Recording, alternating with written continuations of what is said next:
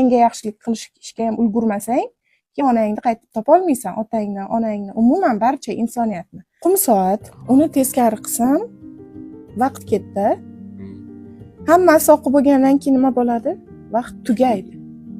Ana shu o'tib borayotgan vaqtni yaxshilikka sarflasang ham u to'xtamaydi, yomonlikka sarflasang ham to'xtamaydi. Sen har bir o'sha zarrachalari uchun qiyomatda bir kun javob berasan, yaxshilikka ham, yomonlikka ham.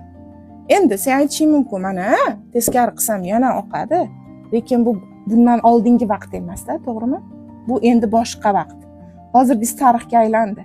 Nimaga sarflagan bo'lsang ham tarix bo'ldi. Shuning uchun vaqtingni taqsimlayotganda nihoyatda qizg'anchiq bo'l.